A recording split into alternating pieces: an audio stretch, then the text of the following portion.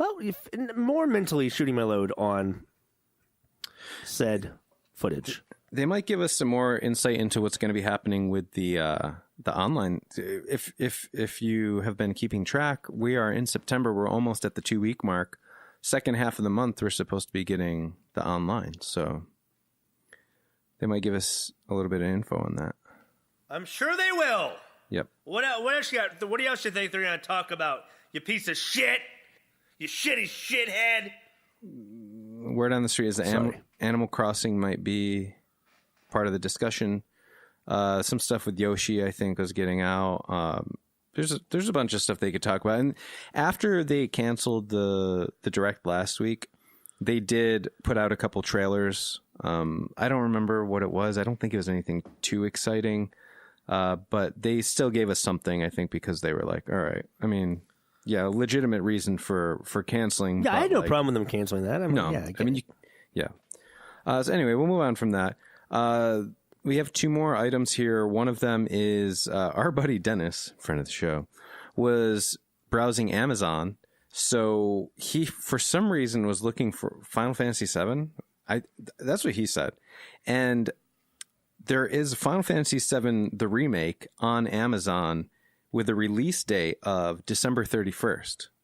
So I kind of freaked out for a second. I was like, wait, was this a mistake? Like, what's going on with this? So I tweeted it out. I tagged Wario64. If you don't know who he is, he's constantly tweeting out sales, mistakes on websites, on store pages where they might have released something too soon or released something like for $1 on accident or something like that.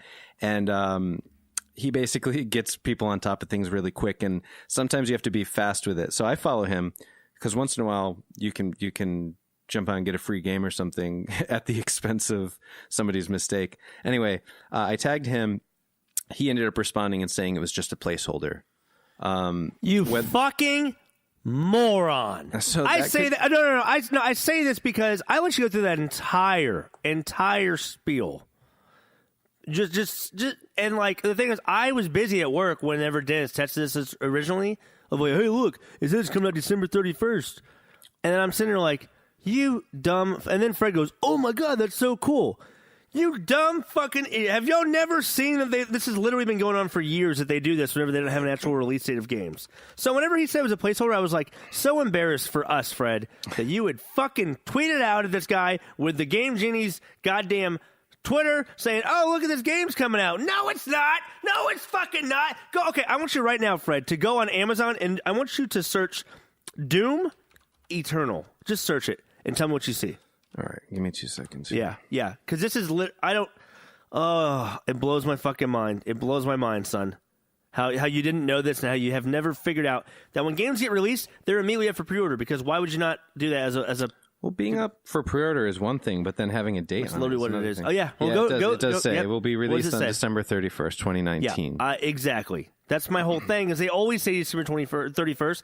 And if you go to even this year's December 31st, guess what day it's on? A fucking Monday. You think they're going to be like Final Fantasy VII Remake? It's coming out on Monday. Well, hey, you live and you learn. And you should learn not to fucking trust our idiot friend Dennis trying to give you false hope that a game that has not even had full like gameplay trailers is going to be released in 2.5, 3 months. Well, after that, the Canadian Walmart fucked up around E3. I mean, I just thought like anything's possible. Maybe somebody messed up. So, but hey, Amazon always has it as that. I just want you to know that going forward. Don't make us look stupid again, or it will. Hey, it will come back to bite you in the ass, because I will be right there at your doorstep with teeth ready for your ass. So this part of Freddy's Five was mainly just to inform you. If you find anything like that, don't get too excited.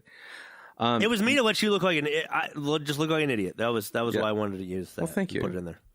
We kind of have a serious topic now. That's your fifth one. This one is. I think this one's pretty fucked up. I don't know how to approach this, and I don't know how to feel about this. So Dr. Disrespect, one of the most popular streamers that there is, of course his numbers have dropped. Whatever, it's not a big deal. He's one of the most well-known faces right now in gaming and in streaming. He was doing a stream. It was today or yesterday, and literally somebody drove by his house and shot a gun and shot through his window. Like, you can see in the stream, he like looks over and he gets up and like leaves the stream because somebody shot. And he says this is the second time in the last couple days. It's fucking scary. I'm worried for the dude's safety, and I love watching him. It's funny as shit. He has a child. He has a wife. It's fucked up. It's crazy. Like, what does he got to do now? He has to move, or does he have to? Like, what do you fucking do? Yeah, it's crazy. What do you do about that? I mean, it's gotta be somebody. I don't know. Well, yeah, but I mean, he definitely has to get some cameras, I guess, if he's going to stay there. But like, what do you do? Even if he does move, someone can just wait and like follow the moving van. You know what I mean? Like, I don't know if you remember earlier this year. This is before we started the cast, but it's an interesting story that we should actually kind of follow up with once this guy has actually gone through the court case. But this guy Tyler Barris was indicted because he is somebody that just does what's it called? Not doxing, right? Or what do they call it? Whenever they call it the swatting to your fucking... Oh, yeah. I know what you're talking about. Is it doxing or is it's called swatting? I'm a fucking idiot. Doxing is whenever you find out somebody's like personal information whenever they look like an asshole online. Okay, well, this guy's like a swatter. He swatted this one guy that was streaming, and the police came to his house, and they fucking shot and killed him. Yeah. Shit, I mean, it's shit's fucking real. I would not want to be like a fucking famous Twitch streamer because I don't have to worry about that shit. It's fucking crazy. Because the people that kind of like watch these Twitch streams all the fucking time, if they're obsessed with people, they might be fucking crazy assholes. Yeah. I mean, just like anybody that's famous, you have crazy assholes that stalk fucking singers and models and other shit. Yeah. I don't know, man. It's fucking crazy. It's insane. I don't know. Or do you think it was like somebody that was mad at him because he was talking shit to them on his stream? I don't know. Well, I guess don't know, but it happened twice, so it wasn't an accident. It's the same fucking person, I bet. Maybe. I don't know. So, I guess we'll follow up if we know more, you know. It's crazy, though. Crazy world we live in. Between this and the fucking Madden shooting a couple weeks ago, it's just like, what the fuck, man? Yeah. Gaming was always supposed to be like a safe space. Or just your house. I mean, yeah, you're right. Yeah. I don't know. Fuck. Right. Fuck me, man. Best, good thoughts, wishes going out to Dr. Disrespect and his family. Yeah, that's true. I hope this all blows over or they get the guy or whatever needs to happen. So yeah, me too. All right, let's go the fuck on to your indie visibility. More indie talk. You ready, guys? Here we go. All right, we're going to talk about some indie visibility. This is an issue that I think a lot of indie developers have been struggling with.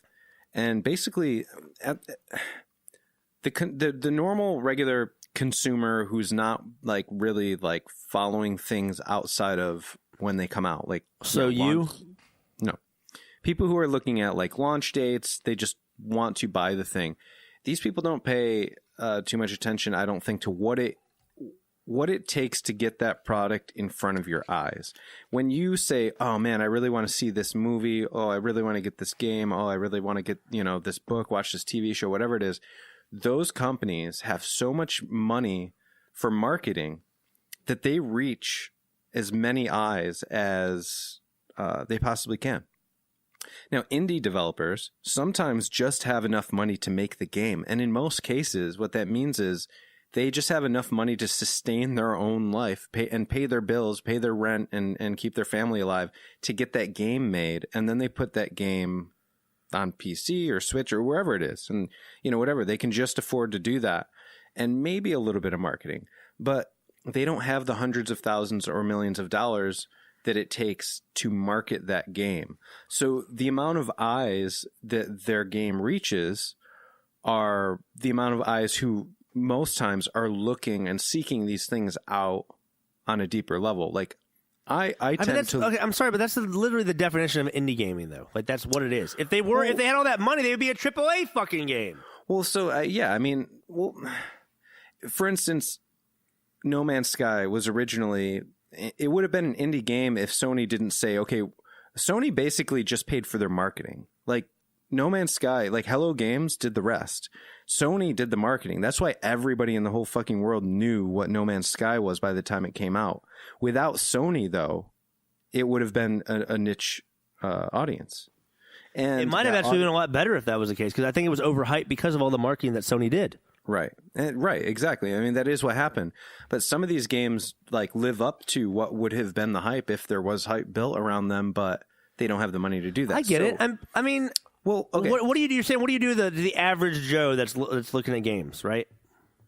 Well, basically, there's always going to be a featured section, you know, or what's hot section or whatever on the PlayStation Store. But I mean, and the Xbox even like Store. an average dipshit that only plays like Call of Duty, maybe he'll play Spider-Man because there's commercials for it on TV, and like Madden that type of gamer.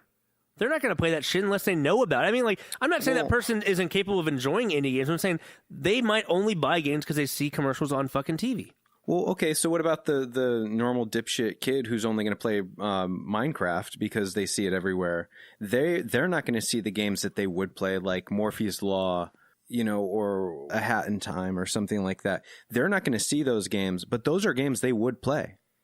The point I'm trying to make is, you know, these indie developers are sometimes everything is leaning on whether or not their game is successful. And, you know, it's probably really discouraging to them to turn on, you know, whatever console that their game is on. And the featured section is just littered with games that sell themselves, like Destiny and Halo and Call of Duty and God of War and Spider-Man.